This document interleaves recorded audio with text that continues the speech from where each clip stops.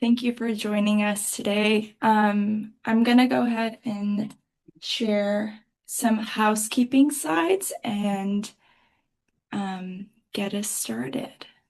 Okay, so welcome to today's GlowDerm webinar. We're joined by two amazing speakers, Dr. Stephen Humphrey and Dr. Maysecilia Tarimo, and they're going to be discussing pediatric atopic dermatitis and its common complications. So before we get started, I wanted to go ahead and introduce myself and my co-hosts. My name is Fino Patel. I'm a current medical student at Mercer University School of Medicine and also a current pediatric dermatology research fellow at the University of California in San Francisco. I'm joined by my wonderful co-host, Lean Ezedine. She's a medical student at Harvard University, and Gloria Wenda, who's a third-year dermatology resident at KCMC and a co-resident of Dr. Tarimo. I want to share a little bit about the GlowDerm Trainee Committee. It's part of the International Alliance for Global Health Dermatology under the International Foundation for Dermatology. Our mission is to promote knowledge and equity by enhancing access to dermatology education worldwide. We do that through free webinars like the one that we're hosting today, along with other initiatives that provide opportunities to network and collaborate with trainees worldwide, and also through our podcast series that addresses challenges in global health dermatology. Just some meeting etiquette before we get started. Your audio will be muted and your camera will be turned off for the duration of the webinar. If you have any questions for our speakers, which we really encourage you to submit any questions through this chat or the Q&A function, Lean and Gloria will be monitoring the chat for questions and share these with our speakers at the end of the webinar. And we'll also be sharing some further information about the GlowDerm Trainee Committee in the chat function for your reference as well. Okay, so now on to introducing our wonderful speakers today. We're joined by Dr. Stephen Humphrey, who's an associate professor of dermatology and pediatrics at the Medical College of Wisconsin and works as a pediatric dermatologist at Children's Wisconsin. He completed his medical school, pediatric intern year, dermatology residency, and pediatric dermatology fellowship, all at Medical College of Wisconsin in Milwaukee, Wisconsin. He currently serves as the residency program director for the dermatology program at MCW.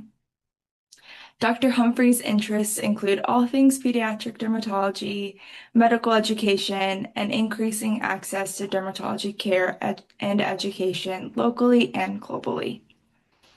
Our second speaker is Dr. Maysecilia Tarimo.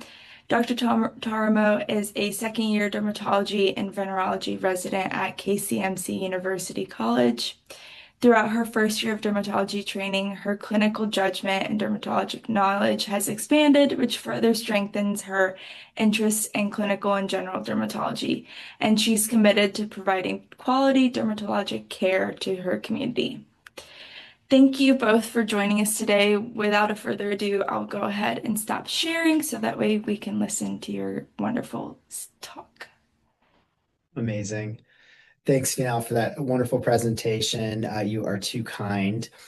So excited to be here today with you all. As I know, Dr. Tarimo is too. I'm going to share my screen and then we'll do our presentation. We'll start with a couple cases that she has put together for us. Let me just get my screen shared here.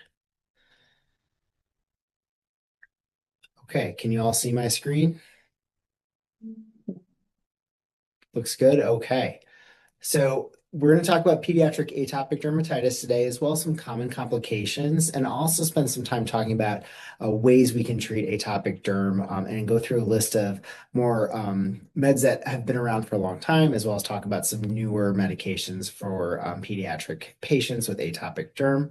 But without further ado, I'm going to turn it over to Dr. Tarimo here, and then you just let me know when you want me to advance the slides. All right, thank you. Hello, everyone. My name is Dr. Maysecilia Tarimo. As I was introduced before, I'm a resident year 2 in KSMC. I have 2 cases for this presentation. I'll start with case 1. Case 1, we have a 7 weeks old male baby who presented with generalized skin rashes for 3 weeks, and these rashes started on the face and spread to the trunk and extremities. It was associated with skin redness and weeping in the intertriginous area, mostly on retroauricular areas and inguinal folds. And mother also noted the sleep disturbance of the baby. However, the baby was exclusively on breastfeed or on breast milk and uses a non-scented soaps and uses coconut oil as a moisturizer. However, the baby has a family history of atopic dermatitis, whereby the father had recurrent atopic dermatitis.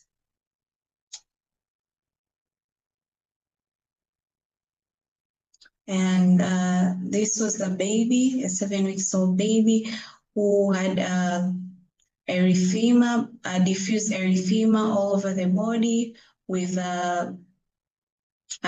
intertriginous area with erosions on intertriginous areas. And we can see from the scalp to the lower legs, there is fine scaling and rashes. If you zoom in, you can see well. And behind the ears, there are macerations and erosions.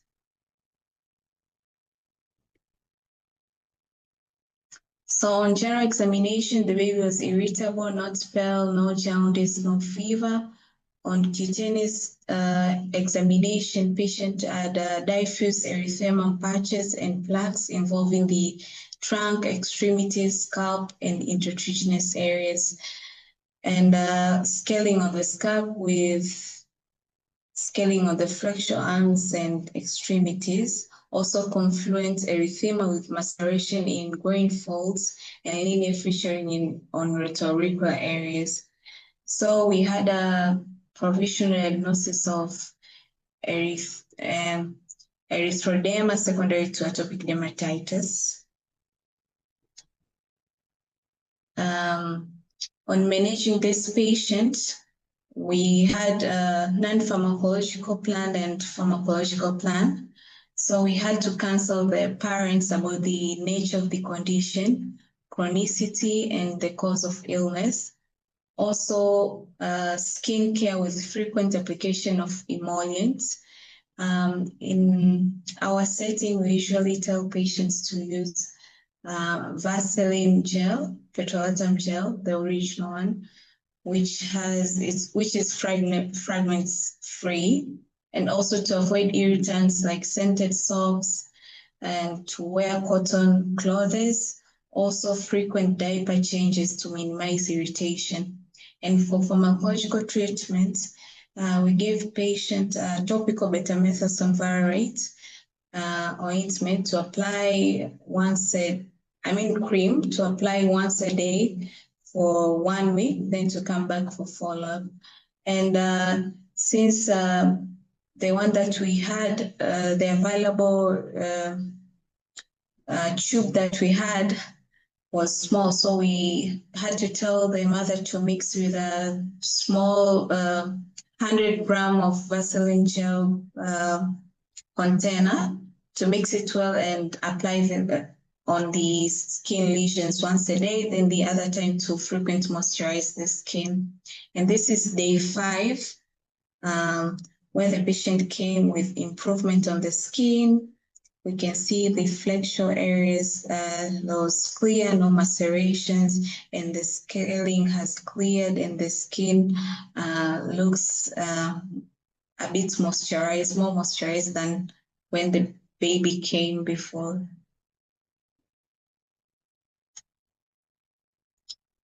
Another case, case 2, it's of a 3 years male baby who presented with shallow eroded skin lesions for 1 week.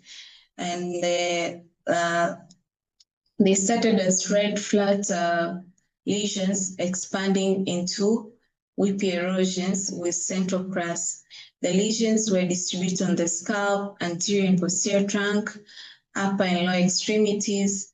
However, the patient had a history of, had general itchy skin rashes for 2 weeks prior to the presentation. And upon asking the parents about the history of general skin rashes, they reported the patient as being on multiple visits with treatment for atopic dermatitis. And also the grandmother is asthmatic. And this is a clinical presentation, the local examination of the patient who had multiple erosions with brown crust seen on the gluteal areas, on the umbilicus, on the flexural armpits, and the antecubital fossa on the fourth slide. Then on the thighs and legs, and also on the popliteal fossa, you could see eczematous plaque, which started before the erosions that appeared after.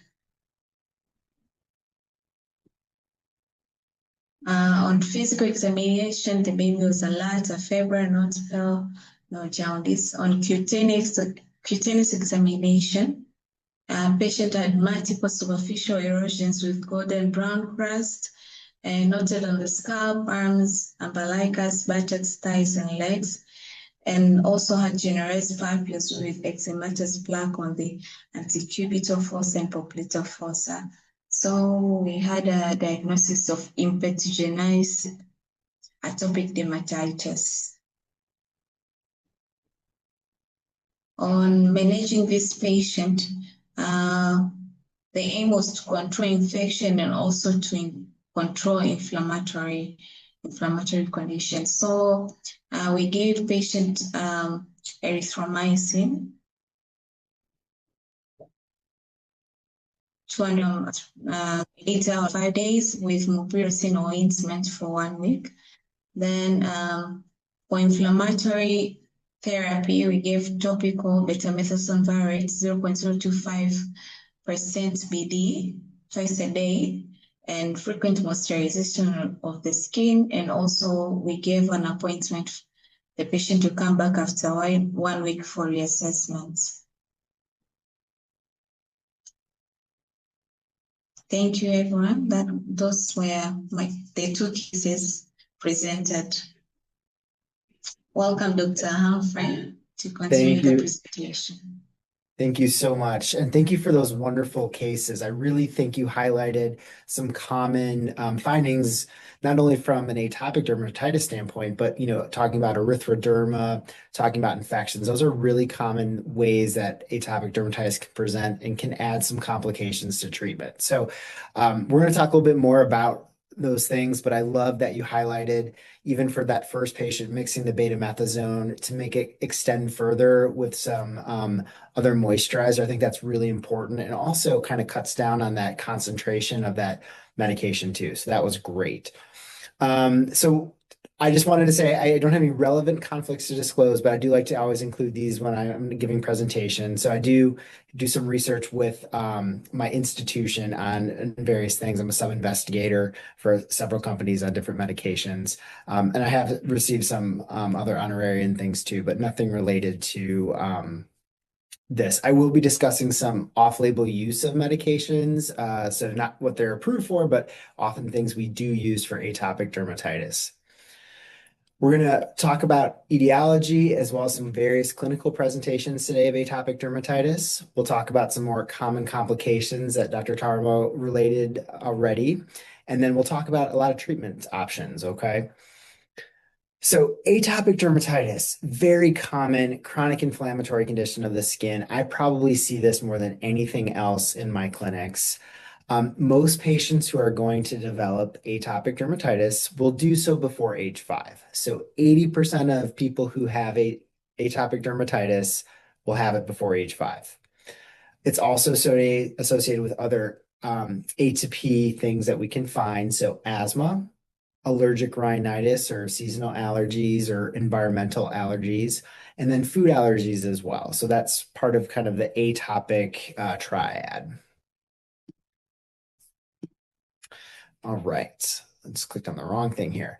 So another thing I want to highlight is things that are common can also be quite complex, and that is atopic dermatitis. So it's a really complex interaction between our immune dysregulation, so our immune system not really functioning quite the way it should, maybe overreacting to things, environmental interactions with the skin, and part of that is due to the epidermal barrier maybe not working so well, so being a little dysfunctional. We also know there's a genetic component that can portend your possibility of developing this. We know there's concordance in identical twins. There's also a greater probability if the parents have atopy. So, the child might have eczema, but the parent may have seasonal allergies or asthma. So those are important history questions to ask. And then we also know that it's linked to certain genes that affect our epidermal differentiation complex. So proteins like filaggrin maybe don't form properly, and that sort of makes your skin barrier not as strong to begin with. And then we also know there can be some changes with sort of the Th2 and Th1 cytokines, part of our inflammatory process with atopic dermatitis. There might be changes there that cause them to not function quite right and sort of have released these cytokines a little bit more frequently than should be done. So essential features of atopic dermatitis is pruritus or itching, and sort of what we call eczema. So this chronic relapsing rashes that are itchy with typical morphology based on age. So in infants, we often can see that, all over, just like Dr. Tarimo said, but sometimes you can see it more in older children in the antecubital fossa, the elbow creases, or behind the knees, but can really be anywhere. And then other features too, maybe other signs of atopy, like they're starting to get asthma, they have seasonal allergies, and then just a generalized dry skin despite using moisturizers. We also know there's some other associated features such as atypical vascular responses. So instead of maybe when you scratch your skin and it turns red, sometimes it'll turn like white. That's sort of this atypical vascular response. Sometimes we can see some wrinkling around the eyelids too, or on the upper eyelids as well. And then other things that can be associated with it are the keratosis pilaris, kind of those rough folliculocentric papules on the arms or thighs, or sometimes on the cheeks as well. So what are the complications of atopic dermatitis? Certainly, because that skin barrier is not normal, you're more likely to get bacterial infections, sometimes fungal infections, and then even viral infections like eczema herpeticum, which we'll talk more about. When that atopic dermatitis is really flaring, you can get erythroderma. This is where you get severe atopic dermatitis and the whole body turns red. The challenge with that is children and adults who have that can go from being pretty clinically stable to all of a sudden developing chills, rigors, fevers, not feeling good, and sometimes need to be admitted to the hospital or for observation for when they're quite sick like that, because they can have insensible losses and changes with their electrolytes. And then there's things that we do as we're trying to treat eczema that can sometimes cause issues for patients. So local steroid atrophy from side effects of topical steroid use. You can get HPA access suppression. So as they're getting some systemic absorption from the topical steroids, that can also suppress our own ability to make steroids. And then with a lot of the systemic agents, they all can suppress the immune system. So those can also be things that are sort of complications of atopic dermatitis. So when I think of treating atopic dermatitis, I really think of these 3 tenets: restoring that skin barrier, decreasing inflammation if they have an eczema flare, and then also treating any co-infections as well. All right. So how do we decrease inflammation? The number one thing you can do is it's really three things. It's moisturize, moisturize, and then moisturize some more. Those are if you can moisturize a lot, that's really going to help maintain that skin barrier and also limit flares. So the best thing to use are more thick ointments, so petroleum jelly products, oils such as coconut oil is a fantastic moisturizer, or moisturizer creams if you need something that's not as greasy but still thick. And ideally, you want to try to do it twice a day or more frequently, though that can certainly be a challenge. And then you want it to be fragrance free because fragrances are alcohol esters and they will strip your skin of moisture. Baths and showers, daily's fine to every other day, depending on the age. But you also want to cut down on time in showers or baths, so limiting it to 10 minutes, and then moisturizing after you towel off or dry off within the first few minutes really helps kind of keep that transepidermal water loss to a minimum. And then if you need soap, because sometimes we're sweaty and stinky, we need soap, making sure that's fragrance free as well. So avoiding triggers, I think depending on where you live, there can be different seasons that can trigger it. So some patients, where I live, it's quite cold right now. So cold, dry air can be a trigger, but some people, warm, humid temperatures in summer can be a trigger. And then certainly there can be changes around pollen, like other seasonal allergies or outside playing more, that can cause eczemas to flare, atopic dermatitis to flare.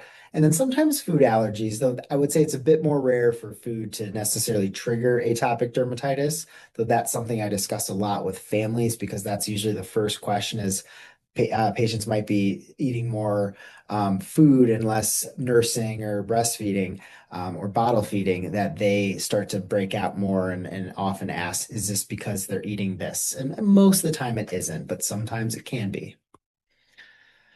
So let's talk about some variants of what you might see in clinic. So one common form is papular eczema. This is where you have this follicular accentuation. It often will be pruritic for patients, but often you don't see much erythema or redness, and it can be pretty diffuse. So for this individual, it was their entire face, here on their cheeks, and you can even see a little bit on the neck. And then this is a close-up of their upper back, and you can see these monomorphic, similar-sized skin-colored papules, and you'll get a history that this is itchy for the patient. This is nummular eczema or nummular dermatitis, which means coin-shaped or round because the plaques will show up as quite round and often are more thick. They're lichenified. This patient has nummular plaques, but also has some honey-colored crusting, some fissuring and erosions here. And you can even see a little bit up on the cheek and then kind of diffuse papules and plaques. So this is atopic dermatitis with the nummular dermatitis component, but then also a secondary bacterial infection. And then a form of mild atopic dermatitis that sometimes presents on its own is called pityriasis alba, which are these ill-defined hypopigmented patches, often in sun-exposed areas, so cheeks, forehead, sometimes on the arms as well. In this individual, you can see a couple more macules on the cheeks. This often is not very itchy, sometimes might be a little scaly, but generally will respond to low potency topical steroids or other medications, but it can take some time. And then another important aspect is this can be, very bothersome to patients because of the contrast, is being very diligent with sun protection to also limit that contrast as their skin tans, that these areas will not tan as much for that while it's flared up. So again, mild dermatitis, often seen in sun-exposed areas, often most notable in seasons where you're outside more frequently. And then treatments are going to be moisturizer, sun protection, and then maybe low-potency topical steroids for a couple weeks to improve the underlying inflammation, though it may not make much change with that color initially. And that's something that's important to talk to patients about. Here's another patient with some hypopigmented patches. They're also little pink scaly kind of papules coalescing into plaques here. So this is sort of a little bit of mild atopic dermatitis that's flaring, some post-inflammatory hypopigmentation, and pityriasis alba kind of overlap there. And then when atopic dermatitis is more chronic, we start to get these lichenified plaques where you can see sort of this accentuation of the skin lines. And this patient also has a couple erosions, but I hope you can appreciate the fingers are more wrinkled. And this just tells you that this eczema has been chronic. And this patient also has some on their knee. And if you look down below, it's out of focus, but their feet are also involved too. Here is a ventral aspect of the wrist where you can again see pretty normal looking skin here on the forearm, but as you get closer to the hand, you see the hyperpigmentation. You also start to see more of the like hyperlinear areas here, which just tells you this has been chronic, going on for quite some time.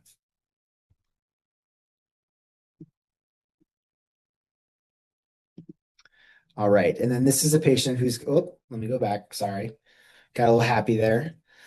This is a patient who also has lichenification on their forehead, their eyelids, on their cheeks, and I hope you can appreciate the background erythema. They're quite red, actually. This is an individual who has chronic atopic dermatitis that is now really flaring acutely, and that's why it's red as well. Similarly, this is a patient who's got hyperpigmented patches and plaques on the back. Also appreciate some desquamative scale, but then the general background of this is red. So this again is a patient who's had chronic atopic dermatitis, but now has more of an acute flare as well. So treatment of atopic dermatitis, we talked about moisture already. And again, that is the number one thing we can do, going fragrance-free, applying it twice a day or more. But then starting with actual treatments, topical steroids tend to be our number one thing to do. And what's important to consider is the potency of the medication as well as the body area you are going to apply it. Topical calcineurin inhibitors are available for some people, and this can be a nice option because it's not a steroid and does not cause skin thinning. But spending some time out in sunlight too can also help calm inflammation down as long as patients aren't getting sunburned. So sometimes limiting it to 15 minutes a day or so of direct sunlight and then getting protected from the sun afterwards can be helpful. Topical steroids have been around a long time. They're still a very safe option when used appropriately, but we need to consider the strength that you're going to give, what's available in your pharmacy, the location on the body you're applying it to, and then sort of thinking potential for side effects, what that vehicle is. So is that vehicle that it comes in, is it an ointment? Is it a cream? Is it a solution? There's pluses and minuses to all of them. And then how much do you actually need to apply? So if you have all of it available to you, how much does a patient really need for this flare or just to kind of maintain their skin health? So here is a list of a lot of different topical steroids. This is not exhaustive, but just showing that there's different classes. So class 1s are very potent topical steroids.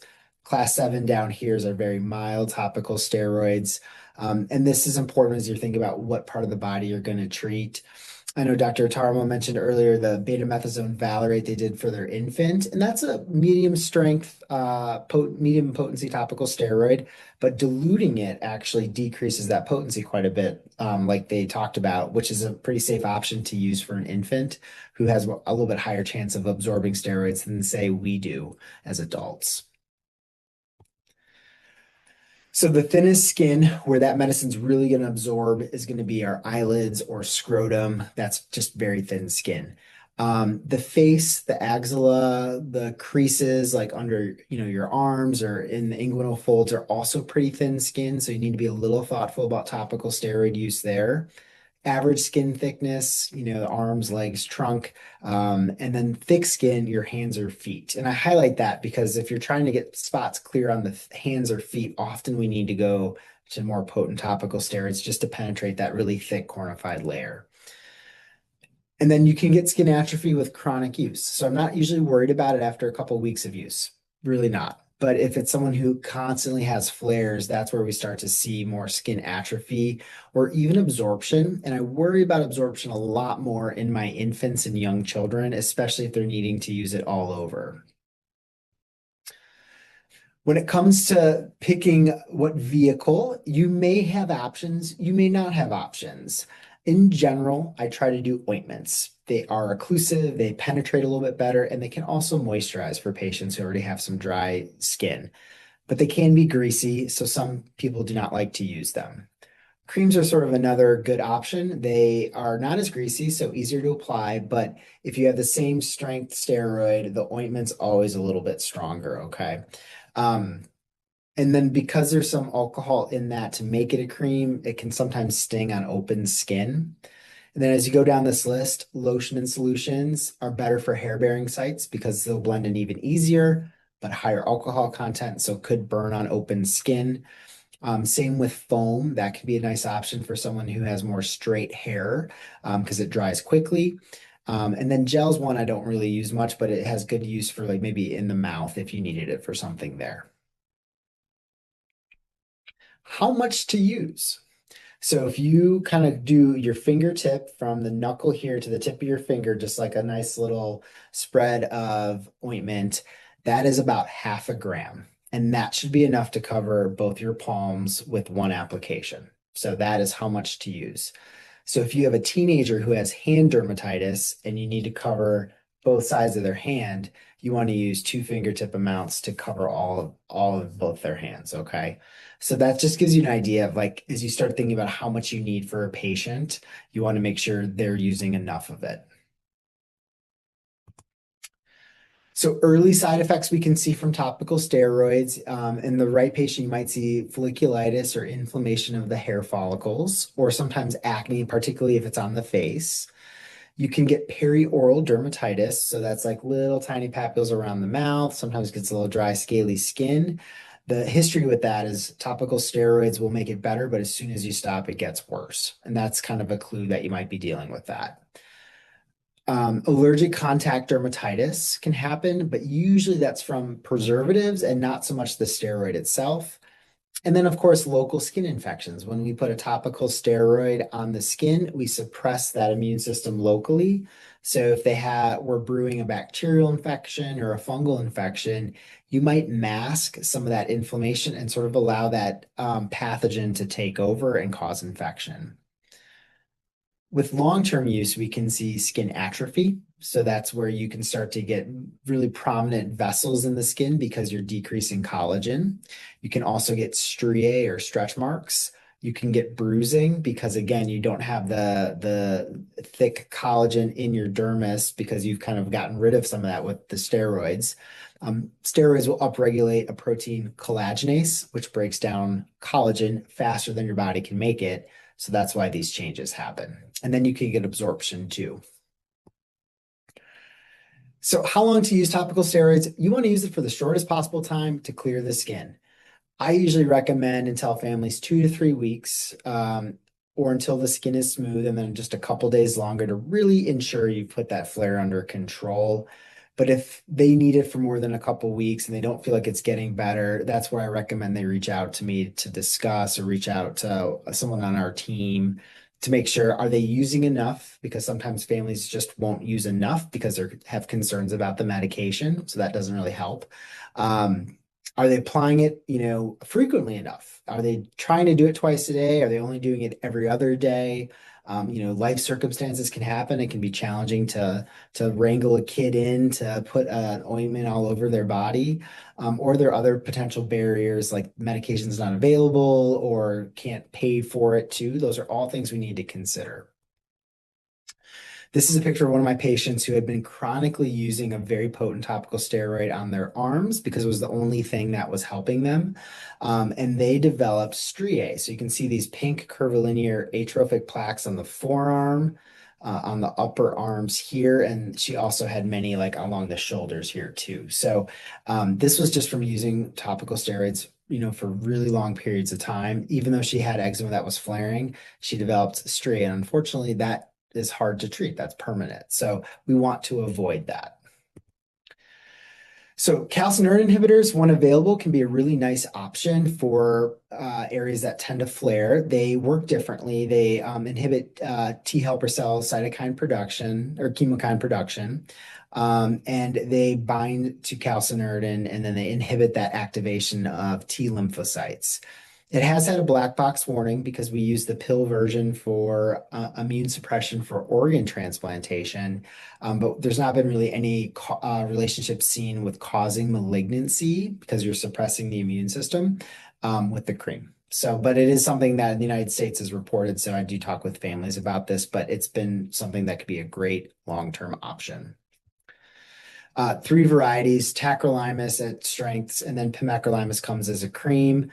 Pros with this, no skin atrophy. So if you have a patient who just has persistent dermatitis on their eyelids, this can be a wonderful option for them. But it's not quite strong. So if you're trying to get a big flare on the hands controlled, it's not going to work great for you. And then it can be burning or have some stinging on application as well. So that tends to get better with time, or if you mix it with some moisturizer, that will get better pretty quickly too. Crisaborole ointment is another medication that sometimes is available too. This is approved in the United States for mild to moderate eczema. It works differently. It's a phosphodiesterase 4 inhibitor. No skin thinning side effects, really well tolerated for the most part.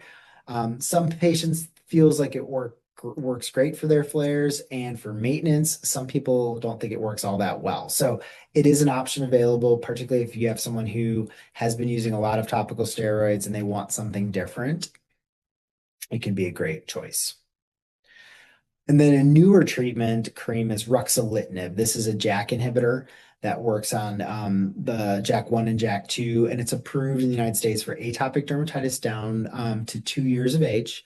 And it's also approved for older children with vitiligo. So it kind of works for both processes and can be a really nice option as well, but is quite expensive. So this is something where I've often had to try and fail multiple other treatments to get it approved.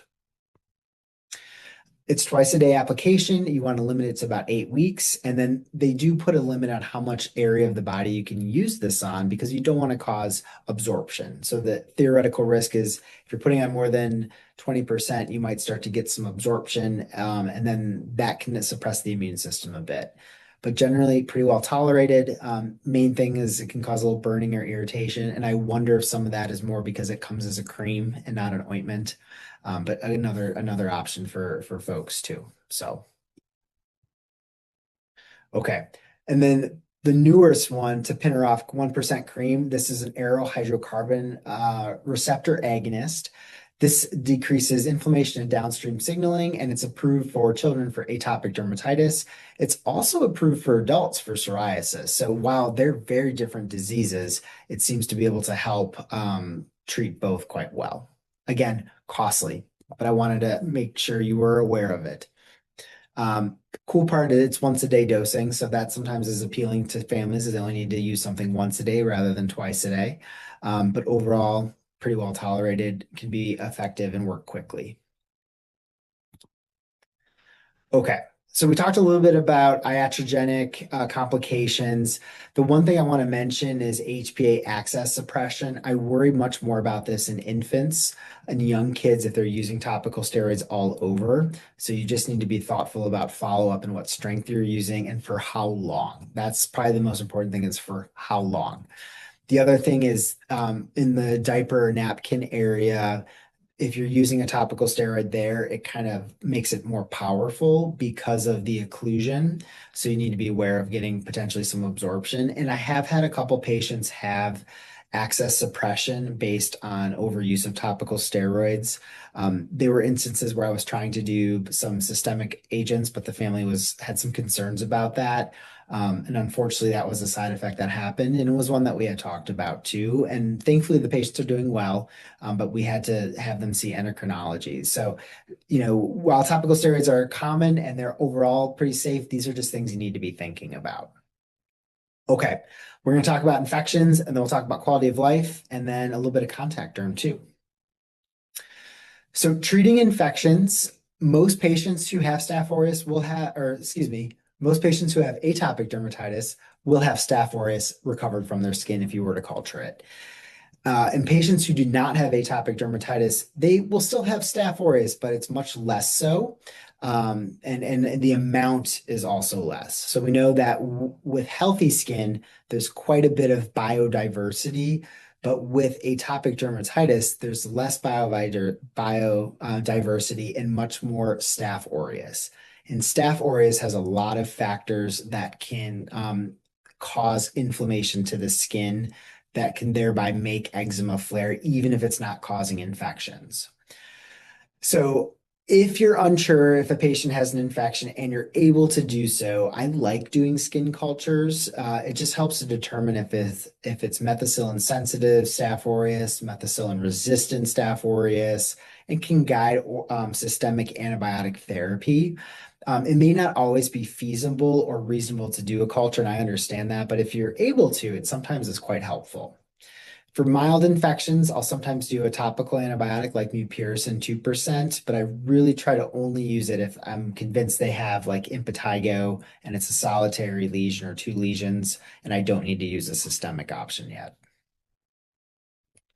Okay, this is one of my patients who's had chronic atopic dermatitis. You can see these like lichenified plaques on the ankles, the dorsal aspect of the feet, the knees. But here on the left, you see these open erosions. These are just not getting better with their topical steroids. This is a patient who has Staph aureus secondarily infected, and I did a culture for them and started them on antibiotics. So this is a complication you can see from atopic dermatitis that's not well controlled. And I think about it as if your skin barrier is not normal and there's a lot of little microscopic holes in it from the inflammation, more likely to have germs get through, get past the immune system and cause infection.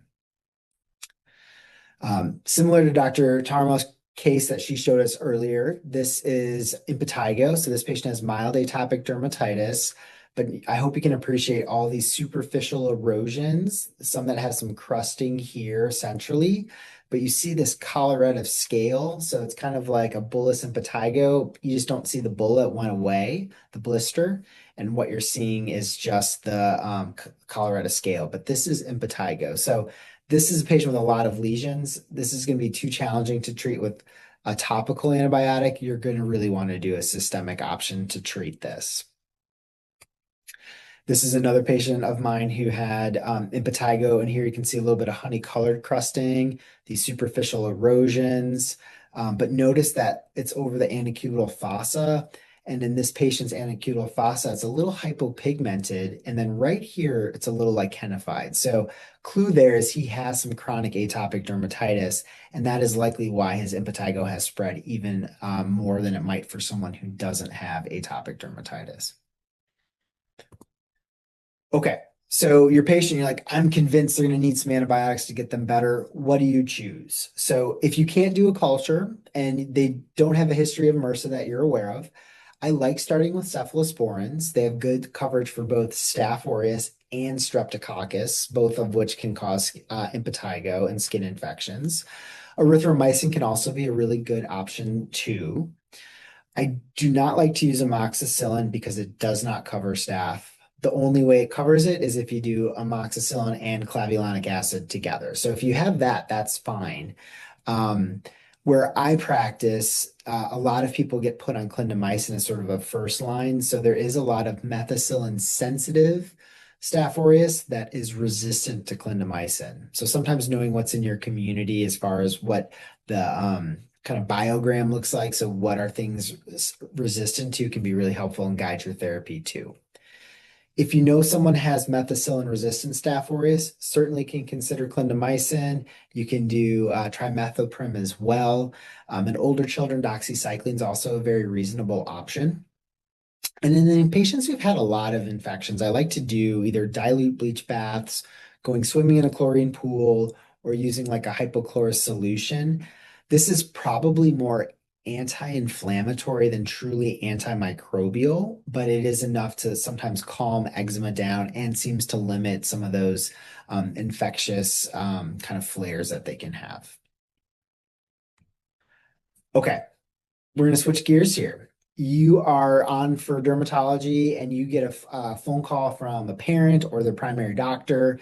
This patient has eczema that's flaring, but the family swears this is not what their eczema flares look like. This looks different. This patient also has a fever up to 38.3. And what should you be thinking about? Like, what are you worried about? So in my mind, I think about, is there eczema flaring for some reason, even though it looks different, or is there infection? And in this case, it's infection. So this is a case that happened to me. This was a patient I was on call and I saw in the emergency department. They'd come in, they were not feeling well. They were quite sick, had fevers, and really uncontrolled pain. And then noticed this eruption on their buttocks that spread up their back that like within the last day. So, and parents were like, this is not how their eczema looks like.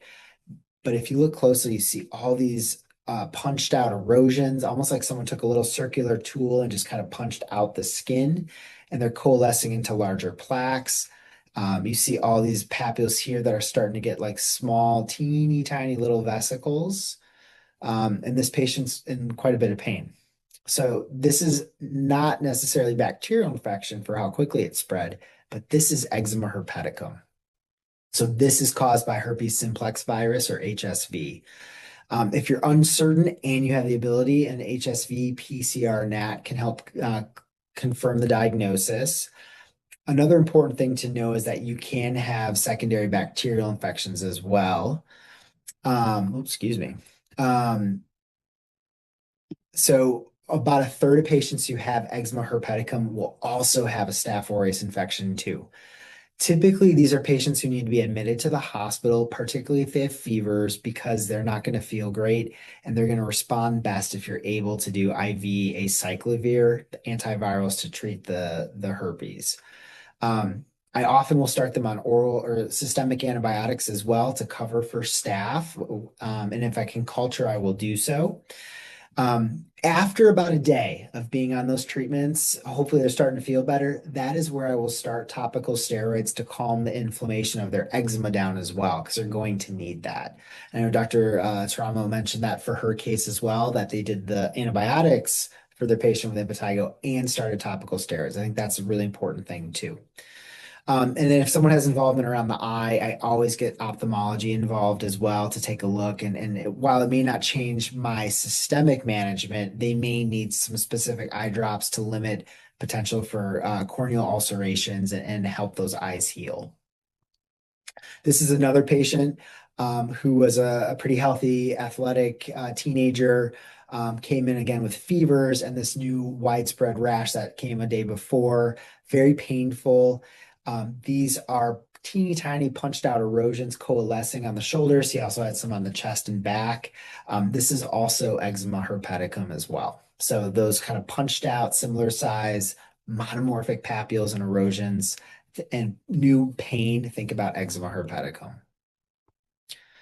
And this was a patient I had taken care of several years ago when I was in Botswana and had really diffuse erosions on the face and fevers and was on a couple antibiotics and not getting better.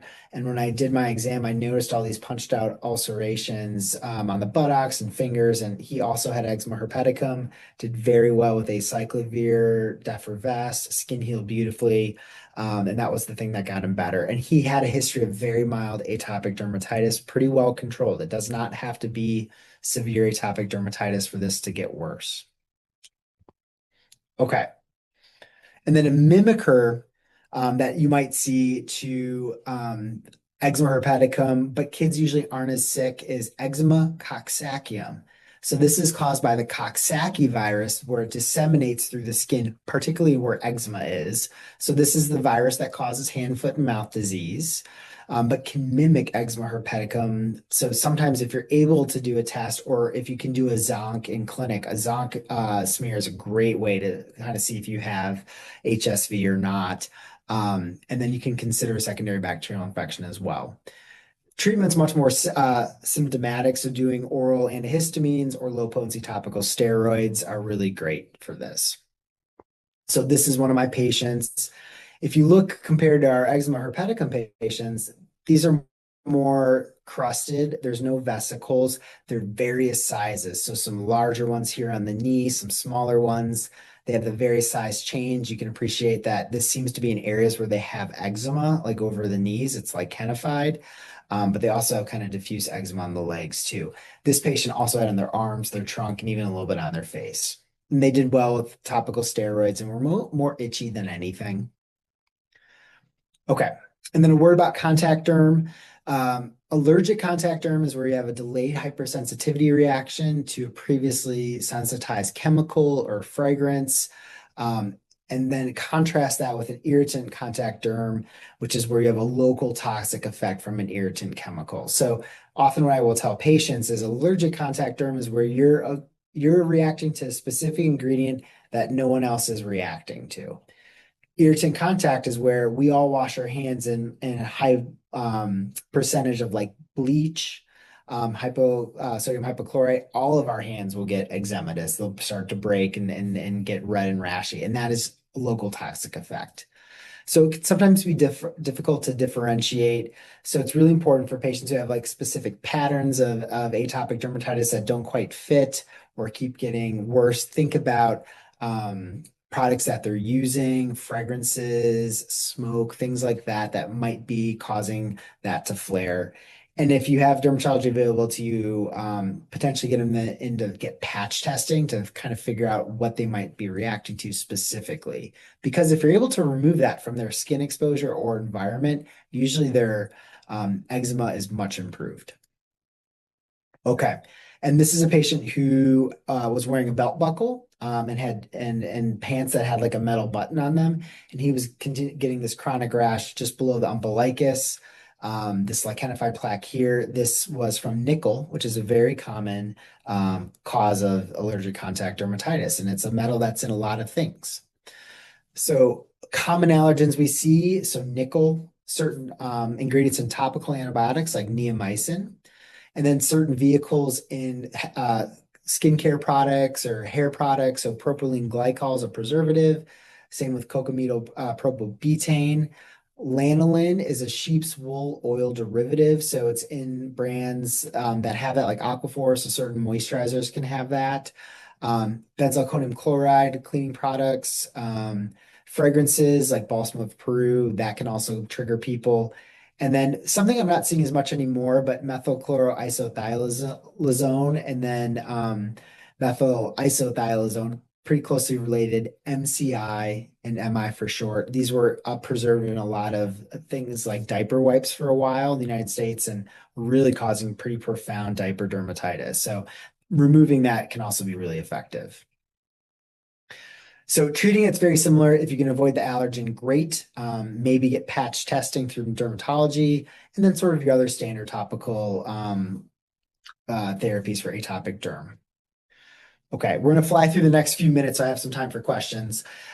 Quality of life cannot be underestimated for atopic derm. It really can be effective of sleep, and that itch can keep people up at night so they're not sleeping well. So it's really important to ask families, how is the child sleeping, or if the older kids, how are they sleeping? Decreased sleep for whatever reason can lead to increase for attention deficit and hyperactivity disorder. That's from combination of sleep loss, but also chronic inflammation. So that's another important aspect that, we need to think about as a complication to atopic dermatitis. So reduction in sleep, restlessness, fatigue at school. This may limit their ability to participate in activities, may lead to skin disfigurement like color change or scarring. That can lead to isolation of the child. That can strain their relationships with their friends or with their teachers because they're not sleeping well. They're very itchy. They can't pay attention in class. That can also affect how they develop socially. And then there's also a big impact on families. So financially, right? So paying for moisturizer to use all the time, paying for topical treatments, maybe going to the doctor more frequently, and that's keeping people from working. So that's lost wages. Or they might need more bedding or clothing because a lot of things like ointments and oils may stain clothing. So you need to be thoughtful about that. And then parental stress. Kids are not sleeping well, so then parents may be not sleeping well. Kids might be co-sleeping, coming into bed at night more frequently or more uncomfortable, and that wakes up kids. And then if you have multiple children, maybe you're spending a lot more time with one of your children to help with their cares for eczema, and that gets other kids upset too. So that can alter family dynamics. Another important thing, not everyone outgrows eczema. Most will get better with time and maybe always have sensitive skin, but there are people who have more chronic, moderate to severe atopic dermatitis, and there is a small percentage who can get it as an adult too. So briefly, I want to just run through a lot of different systemic options and then save some time for questions. So I think about disease severity, that impact on quality of life, and then risks and benefits to that individual patient on, are they going to be able to do this treatment? Is this going to be a good option for them? Because a lot of treatments require lab monitoring. So this was a patient of mine who had chronic atopic dermatitis who's starting to get some atrophy behind the knees here, some vascular prominence. Family was using great skincare products, moisturizing regularly, but he needed to use topical steroids all the time. He's even got a lot of involvement here on the scalp. Here's his chest and back. So approved medications in the United States, we have several. These are all biologics, and then JAK inhibitors, the last couple. But I want to go back to some older medications first. So methotrexate's one that's available. I still use this quite frequently. It inhibits DNA, RNA, and purine synthesis, decreases T cell function. While it's not approved for atopic dermatitis, we use it frequently and can be a great option. It's once a week dosing. And if you guys want to take screenshots of these, because I'm going to fly through them, feel free. Pretty well tolerated. You do have to do some baseline labs and then follow up with labs in a month and then every few months. Takes some time to work, but generally pretty well tolerated as long as patients are taking a folic acid with it too. That bypasses some of the anemia and also helps with some of the other side effects like nausea as well. And then cyclosporin, this works a little differently to inhibit T cell and IL-2 production, so decreases inflammation. It's approved for certain organ transplants, but we use it for really stubborn atopic dermatitis and even psoriasis. Works quickly, so it can be a really nice option to get someone under control fast. But the challenge is it requires lots of lab monitoring, especially up front. So every 2 weeks, we're checking a lot of labs. But again, it can be a nice bridge to get them onto methotrexate or another treatment. So really try to limit it to about a year, but does have quite a few potential side effects. Azathioprine, not one I use as much anymore, but is available. This one, you want to be thoughtful about checking that thiopurine methyltransferase activity, that enzyme, because you can send people in profound bone marrow suppression if they have decreased activity and you give them this medication. Again, similar labs, we're checking CBC, CMP, hepatitis exposure, tuberculosis exposure if they've not had the vaccine or been, or if they've been exposed. And then repeating labs pretty frequently up front. Again, children tend to tolerate medications much better than adults do, and there's less medication interactions, so things we can do for patients. Mycophenolate mofetil, another one that sometimes is available, selectively inhibits B and T cell function, so could be a really great option for chronic inflammation like eczema. Similar labs, but you want to be thoughtful about body surface for the patient too with this medication. I generally do 30 to 50 milligrams per kilogram per day, divided twice daily. A little bit slower onset acting, but overall pretty well tolerated. Nausea, vomiting, diarrhea are probably the main side effects I see with it. And then just highlighting a patient of mine with really chronic atopic derm. His entire skin was basically lichenified. And he had failed all the, cyclosporin, methotrexate. So we ended up getting him on dupilumab for a while. And this is approved for atopic dermatitis in kids. Helps with bind to IL-4 receptor and inhibits inflammation. Something that's available for 6 months of age and older. Fantastic medication if you're able to get it, just expensive. But it really does not require any lab monitoring. There's an injection every 2 to 4 weeks, depending on body weight and age. Well tolerated. really has been something short of a miracle for atopic dermatitis in a lot of my patients, other than they hate shots. Same with tralokilimab. This is an IL-13 inhibitor, similar cadence, also pretty effective for atopic dermatitis. Lebrikizumab is another one that's available. A little bit different dosing. This one you can actually get to every 4 weeks after a ramp-up period, but again, expensive.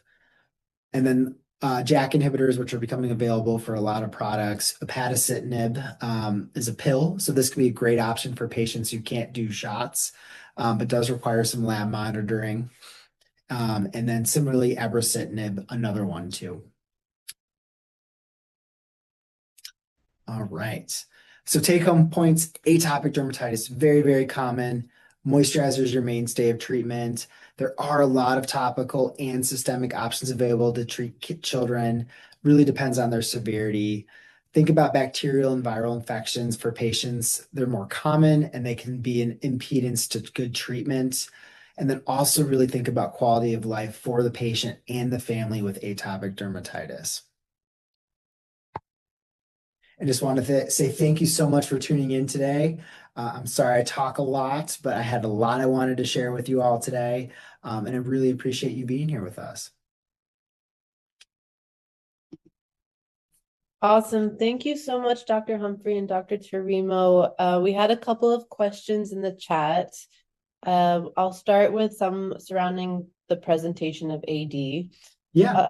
Are there any red flags that should prompt escalation or reconsideration of the diagnosis? And in that same vein, what are some clinical cues that help you distinguish AD from other eczematous dermatoses or mimickers like psoriasis or tinea or CTCL? Sure. So, thankfully in children, I don't see CTCL much. But I would say anytime that you have a family who's doing treatment appropriately and they're not responding to therapy, then should you be thinking about something else? Fungal infections are common, but I feel like when you put a topical steroid on a fungal infection, it becomes obvious because it will get worse. Like it will spread. And now you're not, instead of a little patch here, all of a sudden you have a big one on the face. Like, okay, it's a fungal infection. I'll start some antifungals and it responds well. Psoriasis can be challenging. I think psoriasis tends to be less frequent, so that's a helpful thing, but often requires stronger topical steroids than you think you need. So that can be a clue too. Nummular dermatitis and psoriasis are the two I probably feel can run together. Clinically look similar and often both need stronger topical steroids to treat them. And then if unsure, a biopsy can be helpful, but not always. Awesome. And we had another question in the chat about if you've had any experience using off-label use of a topical tofacitinib. Tofacitinib. Yeah, ointment for pediatric AD. I haven't used it much. There are a couple patients I've gotten it for, but a lot of it depends on what the family can pay for. And even as a topical, it's quite expensive still. And usually because it's off label, it's a little bit more challenging in the States to get insurance to cover it. But there are times I have used it. I feel like I've used it more off label for other conditions like vitiligo, with some success sometimes. And just like thinking about the global health context, what are some management strategies that you feel have worked well in resource limited settings? I think knowing where you're working and what's available, both on formulary at the pharmacy, I try to think of what's on the WHO essential medications list. So a lot of the, DMARDs like cyclosporin, methotrexate for systemic options tend to be easier to get than a lot of those newer medications. But I think it's important to know where we're going with atopic derm and what's possible. I think moisturizing and finding what families can do that is going to be cost effective for them because it's something you need to do frequently. And then finding ways to use the topical steroids. So for flares, I like to use it pretty aggressively up front with the idea that we can keep it clear and then hopefully maintain for long periods of time with just moisturizer. But sometimes it's mixing it with your moisturizer to dilute it, as Dr. Tarimo did for her first case, or maybe just using it once a week. That sometimes is enough to keep the flares at bay, and then you're minimally using things. So that can help save with cost too. But yeah, finding the least expensive moisturizer you can is probably the best. Awesome. And you talked a little bit about sort of like the burden of AD on families as well. Have you had any experience with, or do you have any advice on how to address like medication hesitancy among parents and families, and how to talk to families sort of maybe in different global settings about it? I think everyone has beliefs, everyone has their own experiences with medications, their family's experiences. So I think really coming from the heart of being a physician of curiosity. So when you offer something and you can pick up on the hesitancy, or families just say, we're not going to do that, very nice to just ask why. Like, what concerns do you have about it, right? Like, there's nothing that is without risk that we do day to day.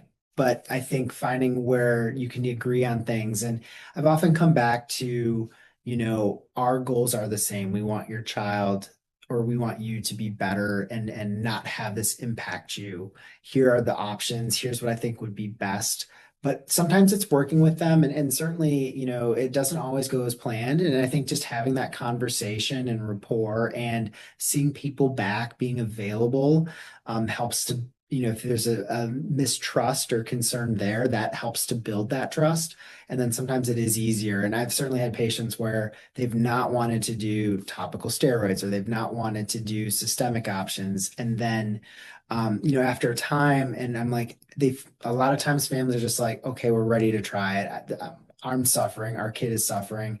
We do it, they get better, and they're like, thank you. I wish we would have done this before. And I'm always just like, it's okay. We had to do the decision when it was right for you and right for you. And I would rather you be comfortable doing this in addition with me helping, guiding, because I think that's going to be the best care you can offer. And that's where you're really tailoring it to each individual. And you can't know everything about everyone when you start. You don't know what else they have concerns on, but always ask. That helps so much. Oh, there's Actually, one question. I think we just got a question. Topical steroids, if you can do it twice a day, great. Once a day is better than nothing.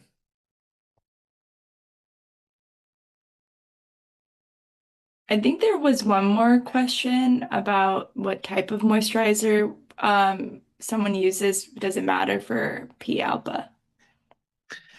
Not so much. I think sometimes people don't like to use necessarily like an ointment on the face, particularly like in teenagers, just because it is a little greasier. So a cream is good. I don't really have a preference which one.